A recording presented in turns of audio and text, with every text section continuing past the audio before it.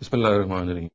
جہاد ایک ایسا موضوع ہے اس دور میں جس کے بارے میں بہت ضرورت ہے کہ اس کو دیکھا جائے کہ قرآن مجید میں جہاں یہ بیان ہوا ہے اس کی نوعیت کیا ہے، اس کا مقصد کیا ہے اور اس کی بنیاد کیا ہے۔ آج ہم اس گفتگو میں دیکھیں گے کہ وہ غلط فہمی جو پائی جاتی ہے جہاد کے بنیاد کے بارے میں اس کو رفع کیا جا سکے قرآن مجید کی مدد سے۔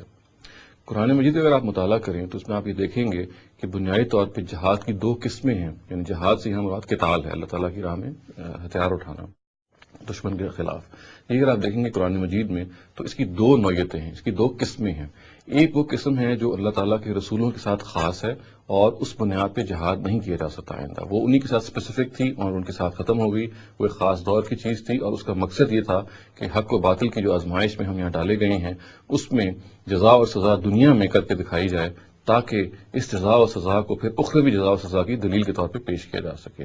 یہ وہ جہاد ہے کہ جو اللہ تعالیٰ اصل میں اپنے رسولوں کے ذریعے سے کرتے ہیں، اور اس میں اللہ تعالیٰ کے جو رسول اور ان کے جو ساتھی ہیں وہ کچھ نہیں ہے مگر ان کے اپنے اعلیٰ کار ہیں اللہ تعالیٰ ان کے ذریعے سے اپنا کام کرواتے ہیں۔ اور اصل میں یہ کیا کام ہے؟ یہ کام یہ ہے کہ وہ لوگ جو حق کو جانتے بوجھتے ہوئے اس کا انکار کریں، یعنی وہ حق کو حق سمجھیں، حق کے بارے میں کنونسڈ ہوں اور پھر بھی حق کو کا انکار کر دیں، تو ایسے لوگوں کو پھر دنیا میں سزا دی جاتی ہے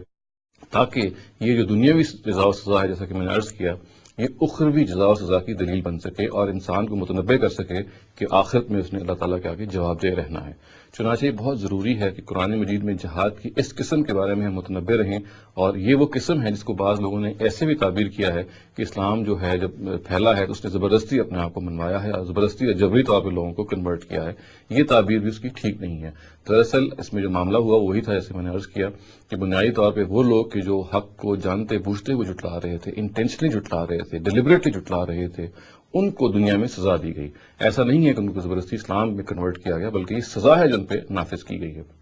چنانچہ اگر آپ قرآن کا مطالعہ کریں گے تو آپ کو معلوم ہوگا کہ اس کے علاوہ ایک جہاد کی دوسری قسم بھی ہے جو کہ قرآن مجید میں پائی جاتی ہے، اور یہ وہی قسم ہے جو ابدی طور پہ شریعت میں لکھ دی گئی ہے، جو ابدی طور پہ آج بھی اس پہ عمل ہوگا اگر ضرورت پیش آئے۔ اور وہ جہاد ہے، وہ قتال ہے جو ظلم اور عدوان کے خلاف، جو پرسیکیوشن کے خلاف، جو مذہبی جبر کے خلاف کیا جائے گا اگر کسی ملک نے اس کو روا رکھا ہو۔ ظاہر ہے کہ یہ تبھی روا رکھا جائے گا، یہ تبھی یہ کیا جائے گا جب اس ملک نے یہ معاملہ اگر کیا ہے اور تمام ڈپلومیٹک مینز، تمام پیسفل مینز، تمام نیگوشیشن کے جو ذرائع ہیں وہ فیل ہو جائیں، اور اپنی اس ظلم کی جو اس پوری جو اس کی بربریت کی جو ایک داستان اس ملک نے نقل کی ہے یا جس کا وہ ارتکاب کر رہا ہے، اگر اس سے باز نہ آئے اس ڈپلومیٹک طریقے سے تو پھر یہ ضروری ہو سکتا ہے، اور بعض کیس میں بالکل واجب ہو جاتا ہے کہ اس کو چیک کیا جائے۔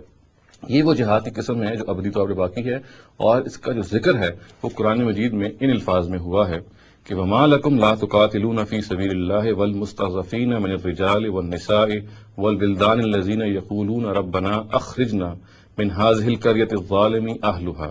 وَاجْعَل لَّنَا مِن لَّدُنكَ وَلِيًّا وَاجْعَل لَّنَا مِن لَّدُنكَ نَصِيرًا۔ اور تمہیں کیا ہو گیا ہے کہ تم اللہ کی راہ میں اور ان بے بس مردوں اور عورتوں اور بچوں کے لیے نہیں لڑتے جو فریاد کر رہے ہیں کہ خدایا ہمیں ظالموں کی اس بستی سے نکال اور ہمارے لیے اپنے پاس سے ہمدرد پیدا کر دے اور ہمارے لیے اپنے پاس سے مددگار پیدا کر دے۔ چنانچہ یہ جو سورہ نساء کی آیتیں ہیں یہ بتا رہی ہیں کہ یہ وہ جہاد ہے جو آج بھی اگر اس کی ضرورت پڑے گی تو کیا جائے گا، ظلم سے لوگوں کو روکا جائے گا، اور یہ ظلم ایک مسلمان ملک بھی کر سکتا ہے اور ایک غیر مسلم ملک بھی کر سکتا ہے۔ اس کے بارے میں کوئی مذہب کی تفریق ہے وہ نہیں کی جائے گی، بعض اور شرائط ہیں جس کا لحاظ رکھا جائے گا، مگر بہرحال یہ وہ واحد بنیاد ہے جس کی آج بھی اگر جہاد کی ضرورت پڑے گی تو وہ کیا جائے گا۔ یہ بات بالکل واضح رہنی چاہیے کہ اسلام نے جب شروع میں یہ حکم آیا جیسا کہ میں نے عرض کیا جس کا تعلق خدا کے رسولوں کے ساتھ ہے، خدا کے پیغمبروں کے ساتھ ہے، تو وہ جہاد کا جو لفظ اگر اس کے لیے موضوع استعمال بھی کیا جائے تو اس کا مطلب سمجھ لینا چاہیے، اور وہ مطلب یہ ہے کہ اللہ تعالیٰ کے جو منکرین تھے، جو حق کے منکرین تھے، جنہوں نے جانتے بوجھتے حق کو جھٹلایا، ان کو اس دور میں سزا دی گئی۔ آج ہم یہ کام نہیں کر سکتے، آج جو حق کو جھٹلانے والے ہیں نہ ان کو سزا دی جا سکتی ہے اور نہ اس کی بنیاد پہ کوئی جہاد کیا جا سکتا ہے۔ آج اگر جہاد ہو سکتا ہے تو جیسے کہ میں نے عرض کیا اس کی واحد شکل یہ ہے کہ ظلم، بربریت، عدوان، پرسیکیوشن، مذہبی جبر ہے جو اس چیز کو انٹیل کر سکتا ہے یا جس کی بنیاد پہ آپ جہاد کر سکتے ہیں۔ اقول قولی ھذا واستغفر اللہ لی ولکم ولسائر المسلمین والمسلمات۔